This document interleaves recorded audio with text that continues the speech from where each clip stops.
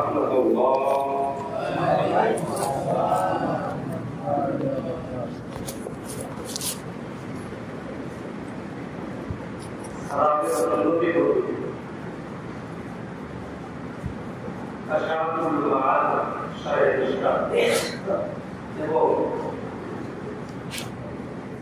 مرقات المفاتيح شرح مشكاة المصابيح لكلها لقائي رحمه الله.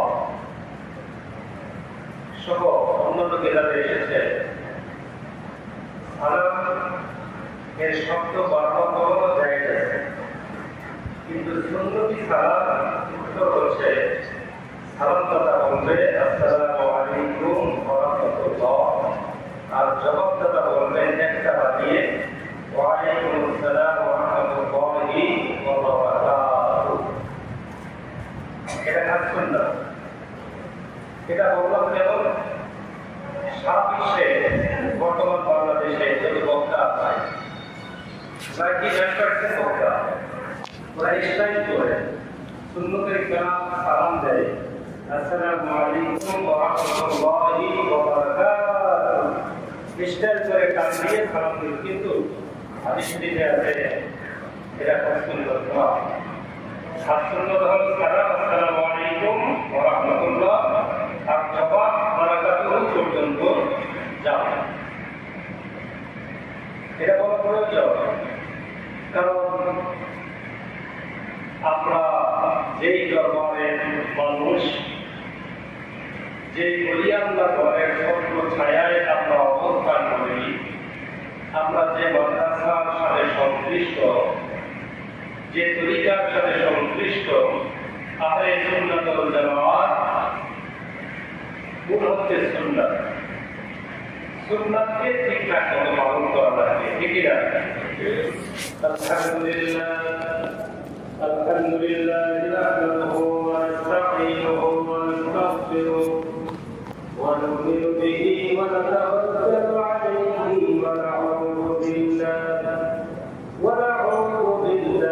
মিন শুরুরি আনফুসিনা ওয়া মিন সাইয়্যাতি আ'মালিনা ওয়া আফ'ালিনা মান yahdihillahu fala mudilla lahu wa man yudlilhu fala hadiya lahu wa ashhadu an la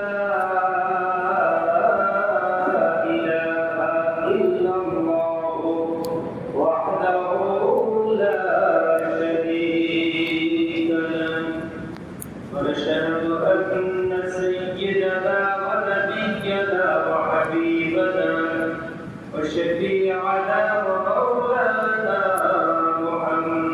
محمدا عبده ورسوله صلى الله عليه وآله وسلم. أما بعد فقد قال الله تعالى في كلامه المجيد وقرآنه الحميد. أعوذ بالله من الشيطان الرجيم. بسم الله الرحمن الرحيم. إن الله وملائكته يصلون على النبي يا أيها الذين آمنوا صلوا عليه وسلموا تسليما. اللهم صل على سيدنا مولانا رسول الله وعلى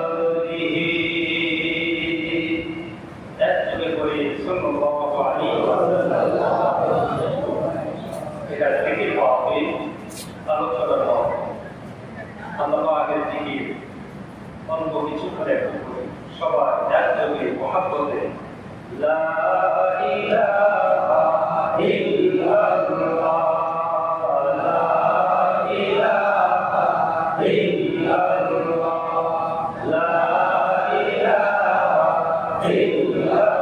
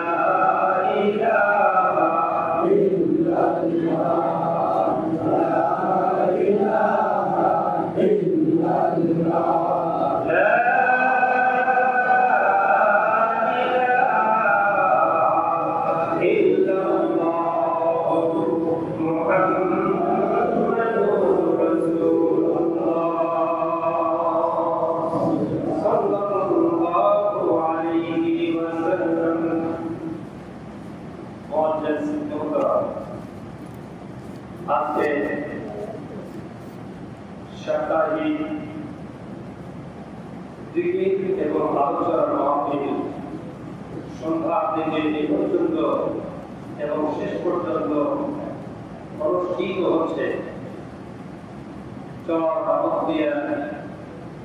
এই মসজিদে। এই মসজিদের নাম কি? আরাফাত জামিয়া মসজিদ। এই মসজিদে অনুষ্ঠিত হচ্ছে জিকিরের মাহফিল, আলোচনার মাহফিল। এই মাহফিলে উপস্থিত মাত্র মসজিদের সম্মানিত সভাপতি এবং অধিকাংশ শ্রোতা, আলিম ওলামা, জ্ঞানী গুণী, শিক্ষাবিদ এখানে উপস্থিত, সুফি দরবেশ উপস্থিত, যারা হক্কানি রব্বানি ওলি আল্লাহর সোহবত অর্জন করে করে খাঁটি মানুষে পরিণত হয়েছেন, বলেন সুবহানাল্লাহ। সেই নুরিয়া দরবার শরীফের পক্ষ থেকে ধারামালা থানা সম্মানিত আলিম সাহেব, যিনি মেহরাব বসে আছেন, এবং ধারামালা থানায় সুন্নতি মাদ্রাসা পরিপূর্ণ কামিলে মুকাম্মি এবং সুন্নতের আদর্শে পরিপূর্ণ আকাইদে কৈতুম্ব কোনো ঘাটতি নেই, আহলে সুন্নাত ওয়াল জামাতের আকীদায় পরিচালিত মুহাম্মাদিয়া দুরিয়া জামিয়া শরীফ সুন্নতি মাদ্রাসা ও ইয়াতিমখানা কর্মীপাড়া হিরিন্দি এলাকা এর সম্মানিত সভাপতি উনিও আমাদের এখানে উপস্থিত রয়েছেন। তিনি বিশিষ্ট একজন জ্ঞানী গুণী এবং শিক্ষাবিদ, বলেন আলহামদুলিল্লাহ। এজন্য যারা এখনো মাহফিলে আসেন নাই, মাইকের আওয়াজ যতদূর যাচ্ছে, এত ভালো ভালো সুফি দরবেশ আলিম ওলামার সোহবত অর্জন করলে, একজন আরেকজনের সাক্ষাৎ হলে, দেখলে সগীরা গুনাহগুলো মাফ হয়ে যায়। সকল গুজাত ভাব জানাচ্ছি, আপনারা মাহফিলে চলে আসুন। অল্প সময়ের মধ্যে আমাদের মাহফিল শেষ হবে। ঈশার নামাজ আমাদের মাহফিল আলোচনা শেষ হবে ইনশাআল্লাহ, দেরি করা হবে। আর কি অল্প কিছুক্ষণ কথা বলবো, কারণ এরা বিস্তারিত কথা বলা সেই অর্ধরা অথবা সারা রাতের মাহফিল নয়। আমি বলতে চাই আমরা মুসলমান। আমরা কি মুসলমান? আমাদের ধর্ম আরবিতে বলে দিন, ইংলিশে বলে কমপ্লিট কোড অফ লাইফ, মানুষের জন্য পরিপূর্ণ জীবন ব্যবস্থা, সেটা হলো ইসলাম। ইসলাম এই ইসলামকে নিয়ে এসেছেন একজন, তিনি কে? শ্রেষ্ঠ নবী, নূরের নবী, রহমতের নবী, শফিউল মুযনিবিন, আল আরাবী, সাইয়্যিদুল আম্বিয়া ওয়াল মুরসালিন, হুজুরে পাক সাল্লাল্লাহু আলাইহি ওয়াসাল্লাম। এই একটি বাক্যের মাধ্যমে কি দাঁড়াচ্ছে? দাঁড়াচ্ছে আমাদের পালন করার বিষয়ে যা কিছু আমরা আমাদের জীবনে পালন করব, বিশ্বাস করব, সব হবে দ্বীন ইসলামের আইন কানুন। ঠিক কি না? আর আমরা যাকে অনুসরণ করব, আমাদের জীবনের মডেল হিসাবে আমরা যাকে গ্রহণ করব, তিনি হচ্ছেন শ্রেষ্ঠ নবী হুজুরে পাক সাল্লাল্লাহু আলাইহি ওয়াসাল্লাম। আল্লাহ পাক রব্বুল আলামিন বলেছেন, মান আতাআর রাসূল ফাকাদ আতাআল্লাহ।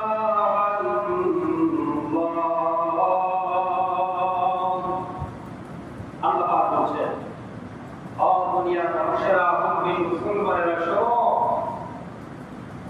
যে আমার রাসূল সাল্লাল্লাহু আলাইহি ওয়াসাল্লামকে আনুগত্য করলো, ইতাআত করলো, ওনাকে অনুসরণ করলো, ইমানে আমলে সব ব্যাপারে, সে আমি আল্লাহ রাব্বুল আলামিন আমার এই অনুসরণ অনুকরণ আমাকেই বাধ্য করে দিয়েছে। সুবহানাল্লাহ।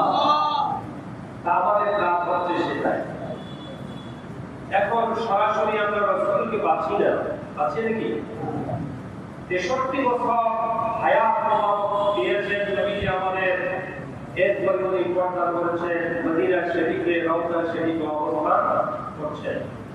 তাহলে এই হেদায়েত নবীজি কি রকম ছিলেন, কেমনে আমল করতেন, কিভাবে আমল করলে, কিভাবে কাজ করলে, কিভাবে বিশ্বাস করলে, আকীদা পোষণ করলে নবীজি সাল্লাল্লাহু আলাইহি ওয়াসাল্লামের অনুরূপ আমরা ওনার সন্তুষ্টি অর্জন করতে পারবো, এটা পাওয়া যাবে কোথায়? হক্কানি রব্বানি আলিম এবং ওলি আল্লাহ, আউলিয়ায়ে কেরাম রাহিমাহুল্লাহ, ওনাদের মধ্যে রয়েছে। এটা কি আমার কথা? আল্লাহ রাব্বুল আলামিন বলেন, আতিউল্লাহ ওয়া আতিউর রাসূল ওয়া উলিল আমরি মিনকুম। রব্বুল আলামিন বলেন, ও পৃথিবীর মানুষেরা, ও জিনেরা, তোমরা আমি আল্লাহ রাব্বুল আলামিন আমার ইতাআত করো, আনুগত্য করো, আর আমার রাসূল সাল্লাল্লাহু আলাইহি ওয়াসাল্লাম তোমার ইতাআত করো। জীবনের প্রত্যেকটা অবস্থায় অনুসরণ করো। এতটুকু বর্ণিত হয়ে যায়। আল্লাহ পাক অন্য মানুষকে এখানে জানাবেন কেন? ফায়দা আছে, কারণ আছে। কারণ আল্লাহ পাক রব্বুল আলামিন এরপরে বললেন, ওয়া উলিল আমরি মিনকুম, যারা উলিল আমর, যারা জ্ঞানে গভীর, আদেশ করার ক্ষমতা রাখেন, আদেশ করার মতো যোগ্যতা তাদের ভিতরে আছে, সেই ইলম আছে, আমল আছে, বুজুর্গি আছে, পরহেজগারিতা আছে, তাকে বলা হয় উলিল আমর। যারা উলিল আমর তাদেরকে অনুসরণ করো। এই উলিল আমর কিয়ামত পর্যন্ত থাকবে। কতক্ষণ পর্যন্ত থাকবে? কিয়ামত পর্যন্ত থাকবে। নবী তো উনি 1450 বছর আগে রিপোর্টটা করেছেন, উনি রেখে গেছেন আর বলেছেন আমার আলোচনা থাকবে কিয়ামত পর্যন্ত। হকারি রব্বানি ওলি আল্লাহ থাকবে, ওনাদেরকে অনুসরণ করো, ওনারা ওলির আমল, তাহলে আমি এবং আমি আল্লাহ রাব্বুল আলামিন আমাদের দুইজনকে তোমাদের আনুগত্য হয়ে যাবে। এটা হচ্ছে যে ইসলামের মূল কথা, আনুগত্য করবো। অনেকেই বলে আমরা কোরআন মানি না, আল্লাহ মানি, রাসূল মানি, আর কাউকে মানি না। ভালো কথা, কোরআন আল্লাহ রাসূলের খুব ভালোবাসা, আমরাও সেটা বলি। কিন্তু কোরআন শরীফ যদি বলে যায়, এটা আয়াতগুলোতে কোরআন শরীফ নিজেই বলছে, ও দুনিয়ার মানুষেরা, তোমরা আল্লাহ, আল্লাহর রাসূল এবং হক্কানি রব্বানি আলিম ওলি আল্লাহ বুজুর্গ ওনাদেরকে অনুসরণ করো, তাহলে কোরআনকে মানা মাত্রই হচ্ছে ওলি আল্লাহদেরকে মানা। করে বলুন ঠিক কিনা? হ্যাঁ, মানুষ কেউ তৈরি করতে পারবে, কেউ পারবে। এখন আমি আলোচনা করতে চাই ভূমিকায় কথাগুলো বললাম বর্তমান প্রসঙ্গ নিয়ে। প্রসঙ্গটা হচ্ছে নতুন বছর হিজরি 1447 হিজরি শুরু হয়েছে, আজকে 1 তারিখ চলে গেল, 2 তারিখ শুরু হয়েছে। মুহররমুল হারাম শুরু হয়েছে, আজকে জুমার দিন গেল। চন্দ্রের হিসাব অনুযায়ী আজকে 2 তারিখ, আর সূর্যের হিসাব অনুযায়ী এখনো 1 তারিখ চলতেছে। আজকে খবরে এরপরে সূর্য উদয় পর্যন্ত 1 তারিখ চলবে সূর্যের হিসাবে। কথা বুঝতে পারছেন? হয়তো আমরা অনেকে জানি, অনেকে বলি যে 1 তারিখ তো শেষ, এটা হলো চন্দ্রের হিসাব অনুযায়ী, সূর্যের হিসাব এখনো আছে 1 তারিখ। কেন? আল্লাহ রাব্বুল আলামিন বলেছেন, আশ-শামসু ওয়াল কমারু বিহুসবান। আল্লাহ পাক বলেছেন, আমি চন্দ্র এবং সূর্য দুইটিকে তোমাদের জন্য হিসাব সুবিধার জন্য তৈরি করেছি, আকাশে দিয়েছি। চন্দ্র সূর্য দুইটাই হিসাব। চন্দ্রের হিসাব কি? রোজা শুরু করা, আরবি মাস শুরু করা, শবে বরাত, শবে কদর, হজ, এগুলো ঠিকঠাক করার জন্য। আর সূর্যের হিসাব নামাজ এর ওয়াক্তগুলো ঠিকঠাক করা। সূর্যের হিসাবে 365 দিন বছর, আর আরবি হিসাবে চন্দ্রের হিসাবে হচ্ছে 354 অথবা 355 দিন, কোনো বছর 355 দিন হয়। এটা হচ্ছে চন্দ্রের হিসাব। আল্লাহ পাক রব্বুল আলামিন ওনার হাবিব সাল্লাল্লাহু আলাইহি ওয়াসাল্লাম স্মরণ করতে বলেছেন, আমরা মুহররম মাস নিয়ে কিছু কথা বলবো, এর মধ্যে আমাদের জন্য নসিহত আসবে।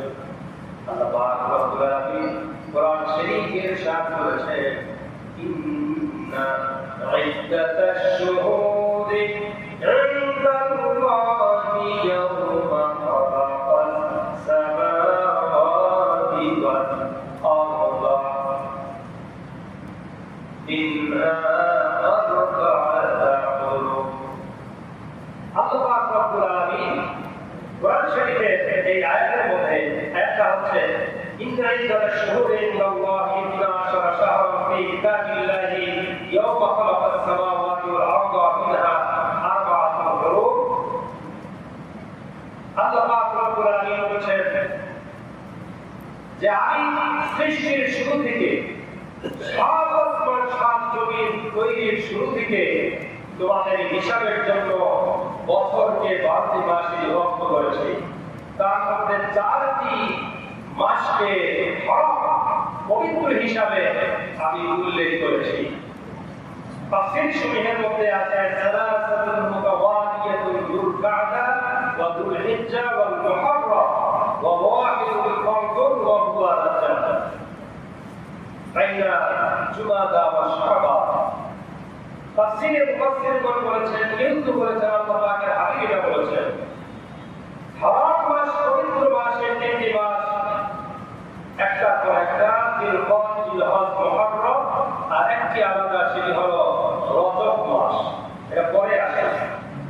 চারটি মাস আল্লাহ পাক রব্বুল আলামিন এটাকে পবিত্র মাস হিসেবে ঘোষণা করেছেন, হারাম মাস হিসেবে ঘোষণা করেছেন।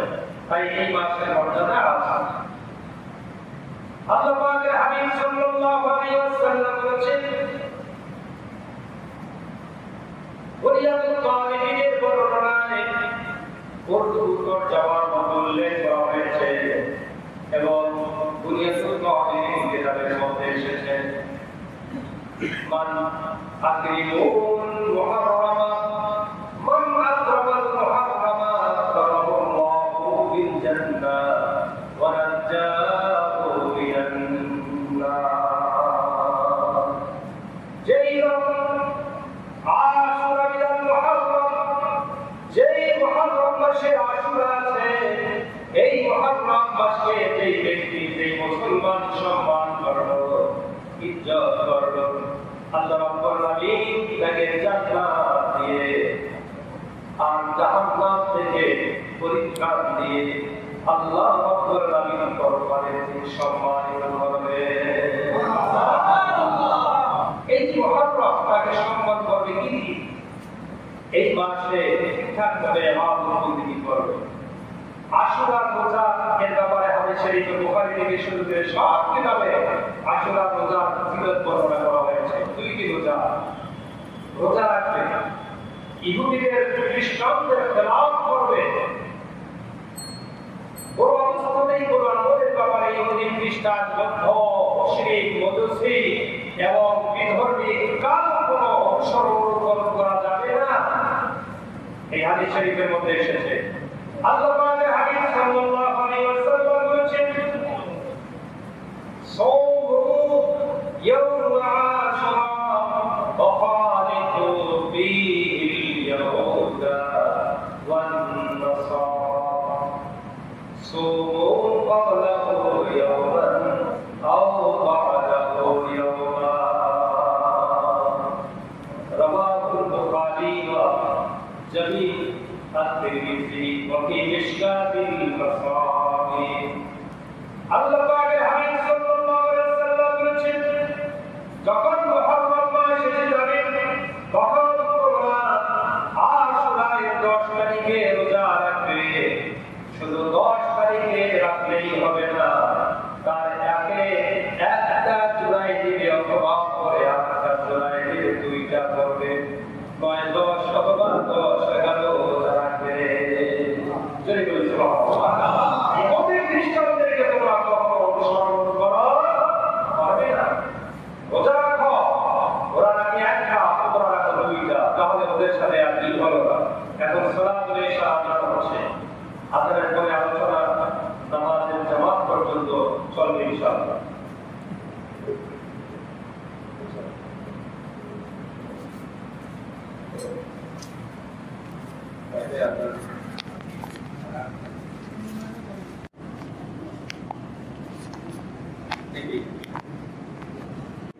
আলহামদুলিল্লাহ,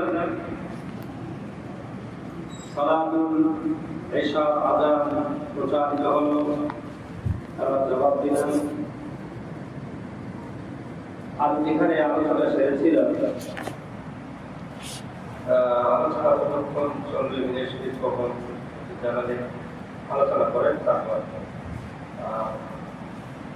আল্লাহ পাকের হাবিব সাল্লাল্লাহু আলাইহি ওয়াসাল্লাম বলেছেন, তোমরা আশুরার রোজা রাখো, কিন্তু এ ব্যাপারে ইহুদি খ্রিস্টানদেরকে, বিধর্মীদেরকে অনুসরণ করবে না।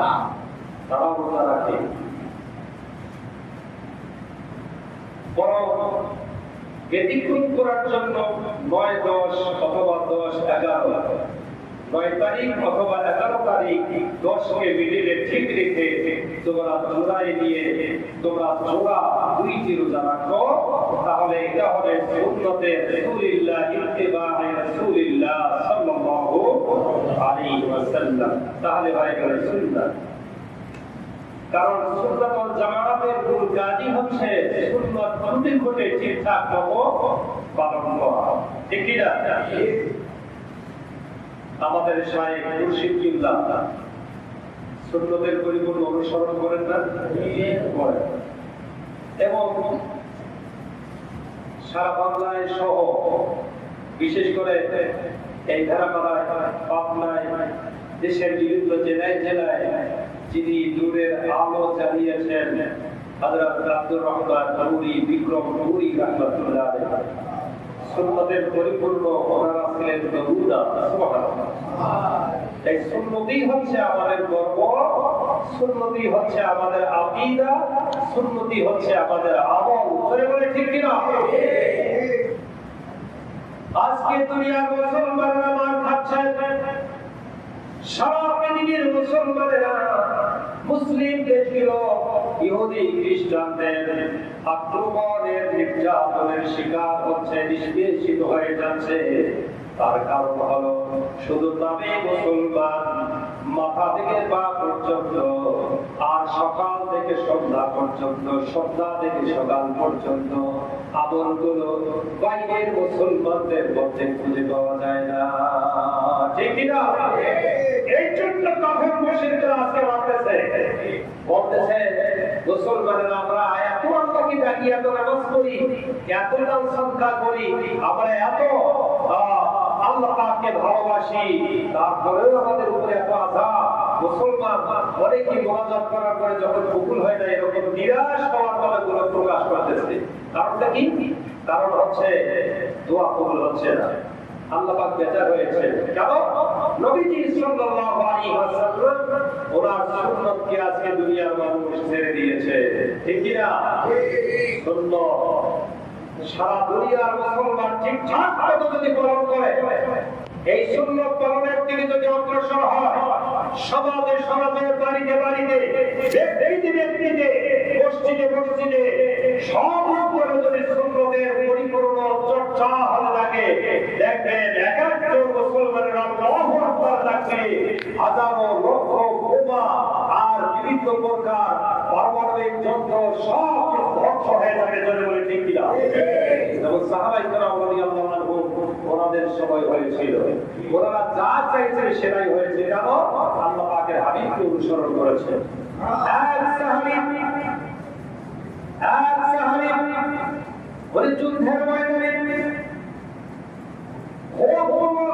যুদ্ধ করতেছেন, যুদ্ধ করতে করতে উনি হয়রান হয়ে গিয়েছেন, সকল কাফেরকে শহীদ করে ফেলেছেন। কারণে মুসলমান বিজয়, কিন্তু শেষের দিকে দেখা গেল ওই সাহাবী ওনার কি জন্য পেরেশানি আরো বেশি বেড়ে গেছে, আরো বেশি বেড়ে গেছে। যুদ্ধের ময়দানে হয়রান হয়ে ওই ঘুরতেছেন, কি জন্য বুঝতেছেন মুসলমানের বিজয় সেনাপতিকে জানানো হলো ওই মুসলমানের খবরে হত্যা হয়ে পুরা যুদ্ধের ময়দানে উনি কি জন্য বুঝতেছেন, পাচ্ছেন না। ওনাকে জিজ্ঞাসা করা হলো আপনি কি বুঝছেন? আমার মাথায় টুপি ছিল, ওই টুপির ভিতরেই আল্লাহ পাকের হাবিব সাল্লাল্লাহু আলাইহি ওয়াসাল্লাম ওনার একখানা চুল মুবারক ছিল, ওই চুল মুবারক আমার টুপির মাথা, টুপির ভিতরে সেলাই করা অবস্থায় ছিল। যুদ্ধ করতে করতে টুপিটা হারিয়ে যায়। আমরা যদি বিজয় লাভ করতে পেরেছি, কিন্তু আল্লাহ পাকের হাবিব সাল্লাল্লাহু আলাইহি ওয়াসাল্লামের বারাকাত চুল মুবারক আবার থেকে হারিয়ে যাওয়ার কারণে যুদ্ধে যদিও আমরা বিজয়, আবার জীবনটাকে আমি বিজয় রূপে দেখতে পাই না, যতক্ষণ পর্যন্ত আমি আবার সেই টুপি খুঁজে পাবো না। সাহাবায়ে কেরাম রাদিয়াল্লাহু আনহুম আস্তে করে হাতে নিয়ে বললেন এই টুপি কি আপনার? বলে বললেন হ্যাঁ, এটা আমার টুপি দিয়ে দেন। ওনাকে দিয়ে দেওয়া হলো। উনি টুপি মুবারক চুমা দিলেন, তারপরে আল্লাহ পাকের হাবিব সাল্লাল্লাহু আলাইহি ওয়াসাল্লাম ওনার চুল মুবারককে মহব্বত করে চুমা খেয়ে টুপি মাথায় দিয়ে তারপরে শান্ত হয়ে গেলেন। মুসলমান হবে এমন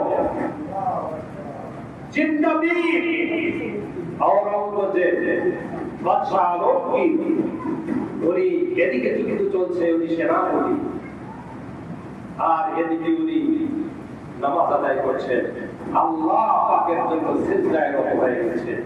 কোনো ভয় নাই, রক্ষা করবেন আল্লাহ পাক। জয় বলি সুবহানাল্লাহ। তো সাচ্চা মুসলমান। কিন্তু আজকের মুসলমান শুধু মার খাচ্ছে, বাঁচানোর কি দেয় না। যেই মুসলমানের রব আল্লাহ, সেই মুসলমানের পক্ষে আল্লাহ পাকের পক্ষ থেকে কোনো বদল আসতেছে না। কেন? একটাই মুসলমানদের পক্ষে, মুসলমানদের মধ্যে একটাই জিনিস নাই, সেটা হচ্ছে সুন্নাতের আমল, নবীদের মুহাব্বত করে ঠিক না, সেটা নিয়ে আসতে হবে। এই সুন্নাতের আমল বর্তমান জামানায় কোরআন অনুযায়ী আল্লাহ পাকের হাবিবের পূর্ণ শাফাআত প্রাপ্ত বান্দা হতে চাই, উম্মত হতে চাই, তাহলে নামাজ, রোজা, হজ, যাকাত, ফরজ আদায় এগুলো তো করতে হবে। কয়েকটি আমল তার জন্য জরুরি। এই আমলগুলো করলে তার জন্য পরকালে, কবরে, হাসরে, মিজানে কোনো চিন্তার কোনো কারণ থাকবে না। একটি হলো সুন্নতের আমল, যতটুকু পারে চেষ্টা করে করবে। আর একটি হলো মিলাদুল কিয়াম, দুরূদ ও সালাম। আপনার কম আছে দুনিয়ায়, দুনিয়ার অনেক কাজ, ব্যবসা বাণিজ্য, চাকরি বাকরি, সারাদিন কাজ করবো, ঠিকঠাক মতো হয়তো অন্য অপর ঠিক মতো করতেও পারে না। যতটুকু পারতেছে আমি তওবা করতেছে, আল্লাহ পারতেছি না, আপনি মাফ করে দিন। কিন্তু ওই লোকটা যদি সুন্নতের আমল করার পাশাপাশি আল্লাহ পাকের হাবিব সাল্লাল্লাহু আলাইহি ওয়াসাল্লামের দরুদ ও সালাম, মিলাদ শরীফ এবং দাঁড়িয়ে কিয়াম শরীফ এটা ঠিকঠাক মতো করে, বর্তমান জামানায় সমস্ত ওলামায়ে কেরাম ওই আল্লাহ করে একবার মিলাদ কিয়াম যারা করবে, মুহাব্বত করবে, ওই লোকটা যত বড় পাপী হোক, ওই লোকটা অবশ্যই অবশ্যই জান্নাতি হবে। আর যেটা এই মিলাদ শরীফ, দরুদ ও সালামকে মুহাব্বত যারা করে না, দাঁড়িয়ে নবী সাল্লাল্লাহু আলাইহি ওয়াসাল্লামকে সম্মান দেয় না, এই লোকগুলো যতই ইবাদত করুক, দেখবেন ফিরে দেখবেন বর্তমানে যারা বাতিল, ওই বাতিলগুলো মিলাদ কিয়ামের বিরুদ্ধে ফতোয়া দেয়। ঠিক না? ওই কি আপনি দরুদ শরীফ কি করার দরকার? কোরআন শরীফ পড়ো সারাদিন, দরুদ শরীফ পড়ার কি কথা আছে? এভাবে ফতোয়া দেয় যে নবীজিকে অনুসরণ করা লাগবে, কারণ আল্লাহই যথেষ্ট, বলেন আলহামদুলিল্লাহ। আসল কথা হচ্ছে আল্লাহ পাকের হাবিব সাল্লাল্লাহু আলাইহি ওয়াসাল্লাম বলেছেন, এই কথাগুলো বাংলায় বলছি, এবার বলতে গেলে সময় লাগবে। আল্লাহ পাকের হাবিব সাল্লাল্লাহু আলাইহি ওয়াসাল্লাম বলেছেন, যেই ব্যক্তি মুহাব্বতের সাথে আমার উপরে সালাম পেশ পাঠ করবে, আমি নবী অবশ্যই অবশ্যই তাকে কবরে, হাসরে, মিজানে, পুরসিরাতে কঠিন নিদানের সময় সুপারিশ করবই, এতে কোনো সন্দেহ নাই। আর কি চাই? আমি সুন্নাত ওয়াল জামাতের আপনি অথবা যে কোনো মানুষ অনুসারী কিনা, তার মানদণ্ড হচ্ছে এই দুইটাই, সুন্নতের আমল আর একটি হচ্ছে ওই লোকটা মিলাদ কিয়াম করে কিনা। যখন দেখবেন যে মিলাদ কিয়াম করে না, যত বড় দানধারী আলেম হোক না কেন, যত বড় ইবাদতকারী হোক না কেন, ও আহলে সুন্নাত ওয়াল জামাতের মধ্যে তাই। কথা বুঝতে পারছেন?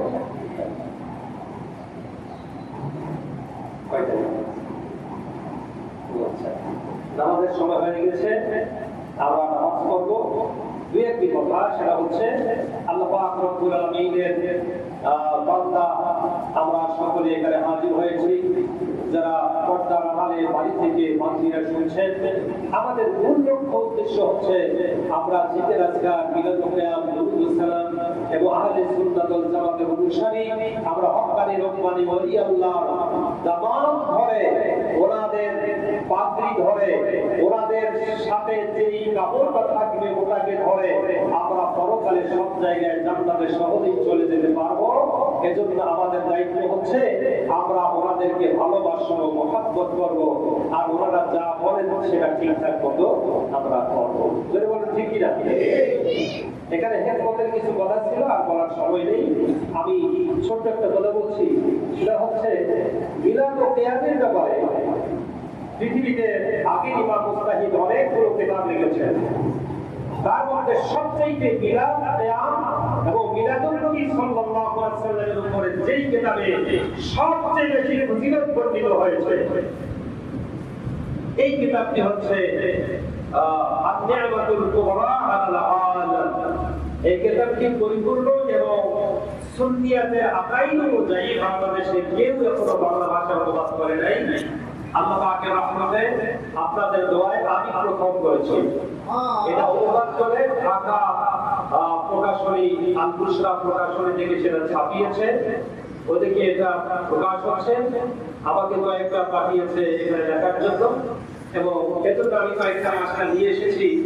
এটা যদি আপনারা নিতে চান খুব সুন্দর বাধাই, এবং এটা বাড়িতে থাকা খুবই প্রয়োজন। কেউ যদি ওই মিলাদুন নবীর কোনো দলিল নাই, যার ব্যাখ্যা এবং অনুবাদ এখানে দেওয়া হয়েছে দলিল সহ। আবার আপনারা আপনাদেরকে বলবো, আপনাদের যাদের প্রয়োজন কিতাবটা মাহফিল শেষে কিনে নিয়ে যাবেন।